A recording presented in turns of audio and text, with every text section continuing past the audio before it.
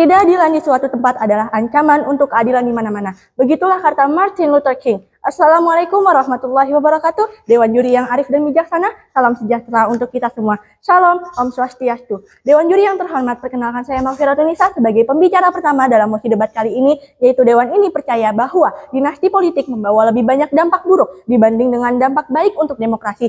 Sebelum jauh masuk pada tatanan argumentasi, izinkan saya menyampaikan latar belakang, urgensi, serta posisi kami sebagai tim kontra pada mosi perdebatan kali ini.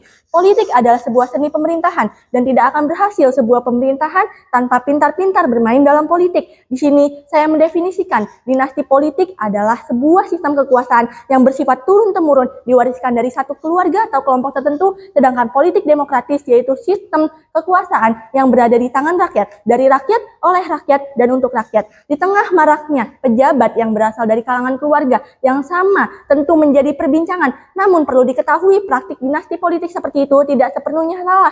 Pernyataan dari pihak tim pemerintah tidak sepenuhnya salah, tapi juga perlu diingat dalam praktik dinasti politik tentu juga terdapat bibit, bebet, bobot, dan tidak semerta-merta hanya mewariskan tahta. Maka dari itu kami memposisikan diri kami sebagai tim oposisi yang dengan tegas menolak mosi dinasti politik membawa lebih banyak dampak buruk ketimbang dampak baik dibanding sistem demokrasi. Untuk itu, kami berpegang pada 3 argumen utama kami. Yang pertama, pewarisan tahta bukan berarti merusak hak pilih warga negara. Yang kedua, supremasi hukum dapat tetap tegak berdiri semestinya. Yang ketiga, kualitas pemimpin tetap terintegrasi dengan kredibilitas. Untuk memperkuat posisi kami, maka saya akan masuk ke argumen utama yang mensudut pandangkan kebebasan hak pilih warga negara. Perlu diketahui, dalam dinasti politik, rakyat tetap menerima hak penuh untuk memilih atau menolak calon pemimpinnya. Di sini masih terdapat ruang terbuka untuk suara serta aspirasi masyarakat masuk. Ingat, dinasti itu hanya sebatas ruang geraknya, bukan peradilannya. Keadilan masih bisa rakyat kendalikan, asalkan berani menyuarakan aspirasi.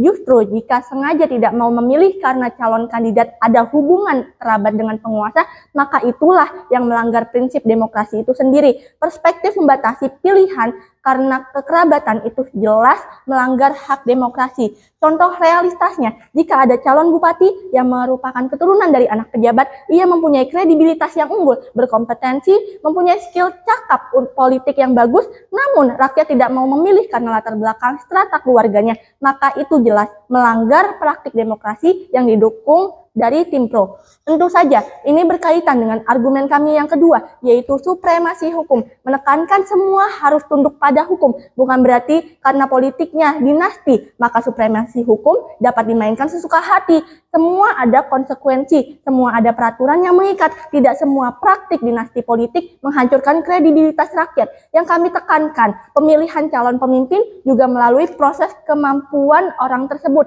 Mereka tetap mendapatkan penekanan mental, pengujian kemampuan, pengujian latar belakang pendidikan, kesiapan fisik, dan psikis untuk memimpin sebuah negara, meskipun mereka sudah dalam satu garis keturunan.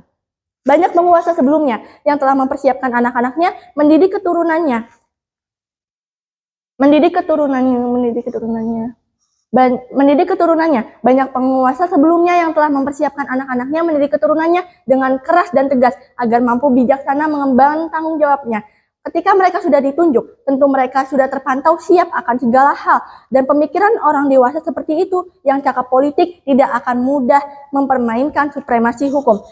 Seperti yang terjadi di negara Korea Selatan, supremasi hukum mereka bagus, tatanan pemerintahannya terstruktur dengan rapi, meskipun mereka menganut politik dinasti. Contoh lainnya bisa kita lihat di Amerika Serikat dan India, di mana tokoh-tokoh dari keluarga politiknya tetap diawasi, dipilih secara demokrasi, dan bahkan diturunkan paksa ketika rakyat merasa mereka tak layak. Artinya, dinasti politik bukanlah ancaman mutlak, dan argumen penutup kami yaitu penilaian yang baik yang dilakukan secara objektif. Kualitas seorang pemimpin tidak harus ditentukan dari mana asal-usulnya, tetapi oleh kemampuannya, integritasnya, kredibilitasnya yang bisa dibuktikan secara terbuka ke ruang publik. Sudah banyak pemimpin dari dinasti politik yang membuktikan itu. Dengan berlangsungnya dinasti politik bukan berarti kebebasan pers dibungkam, kesempatan rakyat diperkecil, dan bukan untuk rasisme dalam pemilihan pemimpin. Sebagai contoh, ada Justin Trudeau dari Kanada, anak dari mantan PM Pierre Trudeau, dia mampu memenangkan pemilu karena penyampaian visi baru yang sangat amat berbobot, memiliki semangat reformasi, dan punya rekam jejak sosial yang kuat, bukan semata-mata karena nama ayahnya. Untuk itu kami tegaskan kembali, dinasti politik tidak sepenuhnya buruk. Permasalahan dan isu yang mungkin terkesan gagal dari para pemimpinnya itu murni karena kualitas pribadi.